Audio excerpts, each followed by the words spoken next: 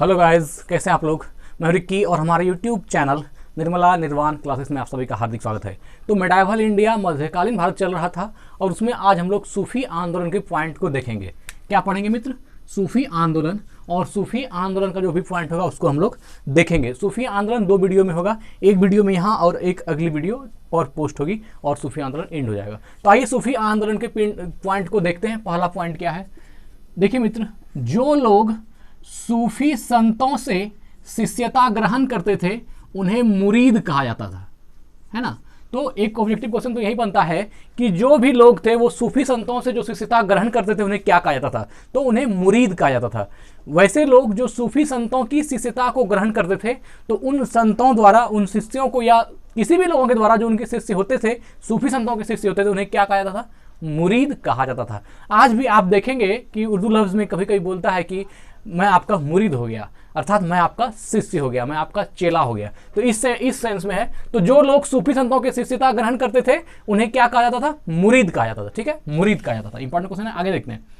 सूफी जिन आश्रमों में निवास करते थे, है ना, सूफी जिन आश्रमों में निवास करते थे उन्हें खानकाह, क्या बोलते हैं? खानकाह या मठ कहा जाता था। आज भी जानते हैं कि साधु सन्यासी जहां रहता है उसको क्या बोलते हैं? मठ बोलते हैं, है ना। जहां ईश्वर आराधना करने वाले लोग, साधु सन्यासी जीवन यापन करते हैं, उसको मठ कहते हैं। तो क्या कह रहा है कि सूफी जिन आश्रमों में निवास करते थे, अर्थात सूफी संत और सूफी के जो शिष्य वगैरह जिन आश्रम में निवास करते थे उनको क्या कहा जाता था? तो उनको खानकाह, क्या बोलते थे? खानकाह कहते थे, या उनको मठ कहा जाता था। खानकाह या मठ कहा जाता था। तो यहाँ भी क्वेश्चन अच्छा है, आपसे पूछा जाएगा कि सूफी संतों के रहने के स्थान को निम्नलिखित में से क्या कहा जाता था? तो खानकाह या मठ कहा जाता था। आगे देखते हैं। सूफियों के धर्म संघ बासारा, है ना, बासारा इस्लामी सिद्धांत के समर्थक और बेसारा, दोनों को समझेंगे। बासारा और बेसारा, है ना, इस्लामी सिद्धांत से बंधे नहीं थे, वे विभाजित थे। देखिए, अब कह रहा है कि सूफी का जो धर्म संघ बना, सूफी संघ, जो सूफी धर्मों का जो संघ बना, उनमें वह जो है वह 2 पार्ट में विभाजित हो गया। एक हो गया बासारा, है ना, बासारा, और एक हो गया बेसारा, है ना। तो बासारा वो हुए जो इस्लामी सिद्धांत के समर्थक थे, जो इस्लामी सिद्धांतों के समर्थक थे वो बासारा हुए, और जो बेसारा हुआ वह क्या हुआ? इस्लामी सिद्धांत के से बंधे हुए नहीं रहे, इस्लामी सिद्धांत के समर्थक नहीं रहे और उसको मानने वाले नहीं रहे, उससे बंधे हुए नहीं रहे। तो इन 2 पार्ट में विभक्त हो गया सूफी संत, है ना, सूफी संत। तो सूफियों के धर्म संघ कितने भागों में बांटे गए? 2 भागों में। एक हो गया बासारा। बासारा, आप देखिए यहाँ पर एक वर्ड है बासारा। उर्दू लफ्ज में बा का मतलब जो होता है मित्र कि बहुत ही अच्छा, एक हुआ कमाल मतलब बहुत अच्छा, और बा कमाल मतलब कमाल से भी कुछ ज्यादा अच्छा। तो एक हुआ कमाल, एक हुआ बा कमाल, है ना। तो वही हुआ। एक हुआ क्या, जैसे यहाँ अब देखिए, अदब मतलब एक अदब एक लफ्ज है। अदब का अर्थ होता है कि जो चीज़ आप ढंग से करते हैं, अदब से जीते हैं, वह अदब होता है। मतलब कि एक जो है आदर्शों को ढंग से जीना, वह एक अदब है। और उसमें बे लगा दें, बेअदब, ये क्या हो गया? तो अदब का सीधा मीनिंग जो है अपोजिट हो जाता है। तो यहाँ सारा, बासारा और बेसारा। बासारा का अर्थ हुआ जो इस्लामी सिद्धांतों को, है ना, इस्लामी सिद्धांत के समर्थक हैं, उनको मानने के लिए तैयार हैं, वो होंगे बासारा। और बेसारा वो होंगे जो इस्लामी सिद्धांत से बंधे नहीं हुए, उनके समर्थक नहीं है, तो वो कौन होंगे? बेसारा। तो बासारा और बेसारा समझ में आ गया, में विभाजित थे। तो सूफी आंदोलन, सूफी धर्म संघ 2 पार्ट में हो गया, बासारा और बेसारा। चलिए आगे देखते हैं। भारत में चिश्ती एवं सुहरावर्दी, चिश्ती एवं सुहरावर्दी, भारत में चिश्ती एवं सुहरावर्दी सिलसिले की जड़ें काफी गहरी थी। चिश्ती संप्रदाय और सुहरावर्दी संप्रदाय, है ना, भारत में चिश्ती और सुहरावर्दी दोनों की जड़ें क्या थी? काफी गहरी थी, है ना। तो भारत में चिश्ती संप्रदाय एवं सुहरावर्दी संप्रदाय या चिश्ती एवं सुहरावर्दी सिलसिले की जड़ें काफी गहरी थी। अब देखिए, ख्वाजा मोइनुद्दीन चिश्ती ने भारत में चिश्ती सिलसिला की शुरुआत की, है ना। उन समय उस उर्दू लफ्ज में जो है आप चिश्ती संप्रदाय, जैसे हम हिंदी में बोलते हैं संप्रदाय, तो वो लोग क्या बोलते? चिश्ती सिलसिला बोलते थे।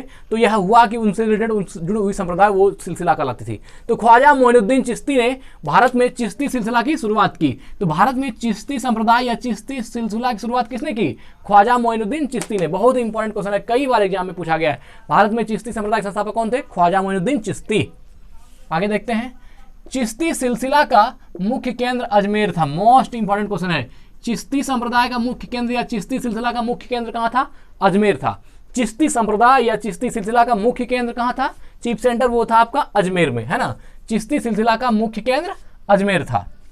आगे देखते हैं, चिश्ती सिलसिला के कुछ अन्य महत्वपूर्ण संत थे, निजामुद्दीन औलिया, बाबा फरीद, बख्तियार काकी एवं शेख बुरहानुद्दीन गरीब।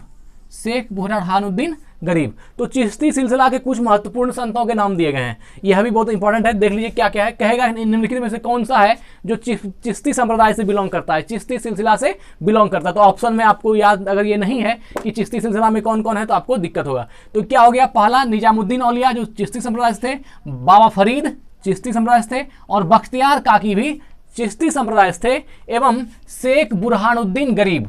शेख बुरहानुद्दीन गरीब, तो ये चारों किससे थे? चिश्ती सिलसिला से थे, है ना। निजामुद्दीन औलिया, बाबा फरीद, बख्तियार काकी और शेख बुरहानुद्दीन गरीब, ये चारों किससे थे? तो ये चिश्ती सिलसिला से, चिश्ती सिलसिला के अन्य महत्वपूर्ण संत थे ये सब। आगे देखते हैं, बाबा फरीद बख्तियार काकी के शिष्य थे। बाबा फरीद किसके शिष्य थे? बख्तियार काकी के। याद रखना है, बख्तियार काकी का शिष्य कौन हो गया? तो यह हो गया बाबा फरीद, है ना। बाबा फरीद किसके शिष्य हो गए? तो ये हो गए बख्तियार काकी के शिष्य बाबा फरीद। तो बाबा फरीद बख्तियार काकी के शिष्य थे। इंपॉर्टेंट क्वेश्चन है।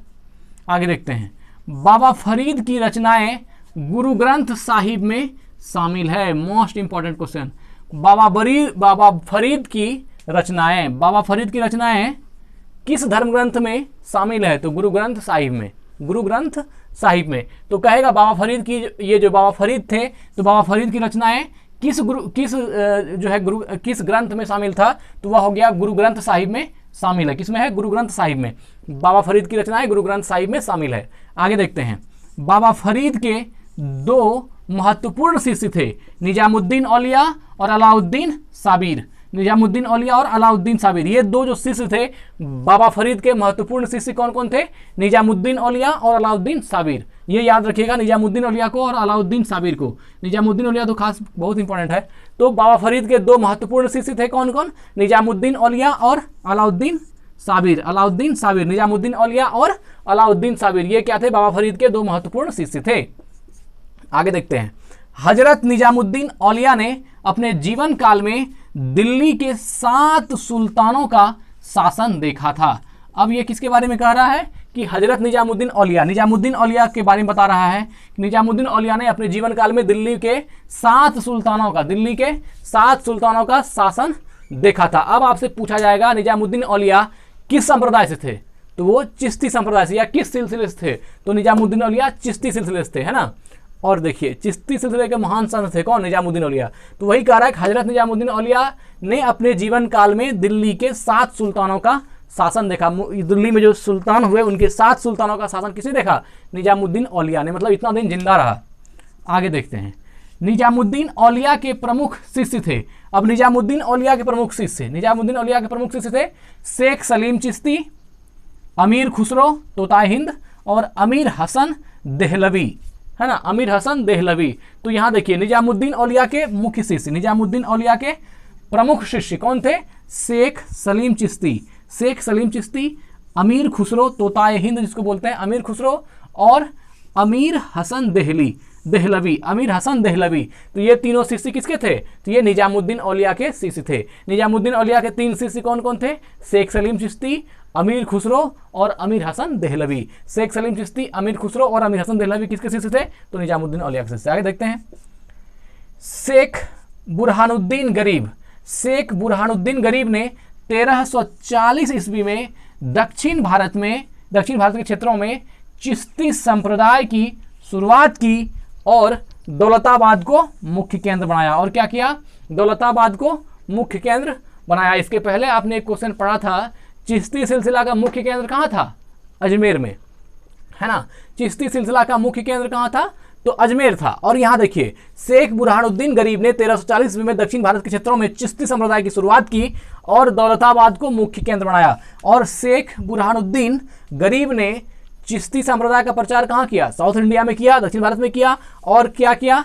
उसका जो उस संप्रदाय की शुरुआत की और जो उसका मुख्य केंद्र बनाया वो किसको बनाया, तो दौलताबाद को। किसको बनाया, दौलताबाद को बनाया। किसने, शेख बुरहानुद्दीन गरीब ने। और शेख बुरहानुद्दीन गरीब किसके शिष्य थे, तो ये हो गया शेख बुरहानुद्दीन गरीब ने 1340 कब किया, 1340 में। आगे देखते हैं, सूफियों के सुहरावर्दी धर्म संघ या सिलसिला की स्थापना शेख शिहाबुद्दीन उमर सुहरावर्दी ने की, किंतु 1262 ईस्वी में इसके सुदृढ़ संचालन का श्रेय शेख बदरुद्दीन जकारिया, है ना, शेख बदरुद्दीन जकारिया को है। यहां पर तक रुकते हैं, स्टॉप करते हैं, पहले देखते हैं क्या है। सूफियों के सुहरावर्दी धर्म संघ या सिलसिला की स्थापना किसने की, शेख शिहाबुद्दीन अमर सुहरावर्दी। शेख शिहाबुद्दीन अमर सुहरावर्दी, शेख शिहाबुद्दीन अमर सुहरावर्दी ने, उमर सुहरावर्दी ने। क्या कह रहा है, सूफियों के जो सुहरावर्दी संघ हुआ, ये तो चिश्ती की बात थी, और इसके बाद जो बात हो रही है सूफियों के सुहरावर्दी धर्म संघ की, तो सूफियों के सुहरावर्दी धर्म संघ या सिलसिला की स्थापना शेख शिहाबुद्दीन उमर सुहरावर्दी ने। बहुत ही इंपॉर्टेंट क्वेश्चन है, यहां से आपसे यह पूछा जा सकता है कि सुहरावर्दी धर्म संघ या सुहरावर्दी सिलसिले का संस्थापक कौन था। तो सुहरावर्दी सिलसिले या सुहरावर्दी धर्म संघ के संस्थापक शेख शिहाबुद्दीन उमर सुहरावर्दी, शेख शिहाबुद्दीन उमर सुहरावर्दी थे। और सुहरावर्दी ने किंतु 1262 ये संस्थापक थे, किंतु 1262 ईस्वी में इसके सुदृढ़ संचालन का श्रेय शेख बदरुद्दीन जकारिया, शेख बदरुद्दीन जकारिया को जाता है। देखिए कह रहा है कि सूफियों में जो सुहरावर्दी धर्म संघ हुआ उसकी स्थापना किसने की, शेख शिहाबुद्दीन उमर सुहरावर्दी ने, लेकिन उसका सुदृढ़ संचालन जो है वह किसने किया, उसके सुदृढ़ संचालन का श्रेय किसको जाता है, शेख बदरुद्दीन जकारिया को जाता है, शेख बदरुद्दीन जकारिया को। इन्होंने सिंध में एवं मुल्तान को, सिंध एवं मुल्तान को मुख्य केंद्र बनाया। इन्होंने मतलब किसने, तो शेख बदरुद्दीन जकारिया ने सिंध को और मुल्तान को मुख्य केंद्र बनाया, और वहां पर जो है आपका किसका, तो ये सुहरावर्दी धर्म संघ, सुहरावर्दी धर्म संघ या सुहरावर्दी सिलसिले का प्रचार प्रसार किया। सुहरावर्दी धर्म संघ के अन्य प्रमुख संत थे जलालुद्दीन तबरीजी, जलालुद्दीन तबरीजी, सैयद सुर्खजोश, सैयद सुर्खजोश ये किससे है, तो सुहरावर्दी धर्म संघ के अन्य प्रमुख संत हैं। और बुरहान, बुरहान, सैयद सुर्खजोश और जलालुद्दीन तबरीजी, ये तीनों जो हैं सुहरावर्दी धर्म संघ के अन्य प्रमुख संत थे। सुहरावर्दी धर्म संघ के अब आपसे पूछा जाएगा सुहरावर्दी धर्म संघ के संस्थापक कौन थे, तो संस्थापक थे शेख शिहाबुद्दीन उमर सुहरावर्दी, और जो उनका सुदृढ़ संचालन किसने किया, तो शेख बदरुद्दीन जकारिया ने। आगे देखते हैं, सुहरावर्दी सिलसिला ने राज्य के संरक्षण को स्वीकार किया, है ना, सुहरावर्दी ने, किसने, सुहरावर्दी सिलसिला ने राज्य के संरक्षण को स्वीकार किया। इसका मतलब बाकी सिलसिला जो रहा उसने राज्य के संरक्षण को स्वीकार नहीं किया, लेकिन सुहरावर्दी सिलसिला ने राज्य के संरक्षण को स्वीकार किया। तो यहाँ पर यह क्वेश्चन बहुत ही इंपॉर्टेंट है, आपसे पूछा जाएगा निम्नलिखित में से किस सिलसिले ने राज्य के संरक्षण को स्वीकार किया और निम्नलिखित में से किसने नहीं किया। तो अगर किया सुहरावर्दी सिलसिला ने राज्य के संरक्षण को स्वीकार किया, अगर ऑप्शन में रहेगा सुहरावर्दी तो आपको क्या करना है, टिक मार देना है कि सुहरावर्दी ने राज्य के संरक्षण को स्वीकार किया। तो ठीक है मित्र, अभी ये आधा जो है सूफी आंदोलन हुआ है, एक वीडियो छोटी सी और होगी सूफी आंदोलन पर, फिर सूफी आंदोलन का सारा पॉइंट हम लोग देख लेंगे। धन्यवाद, स्वस्थ रहें, अपना ख्याल रखें।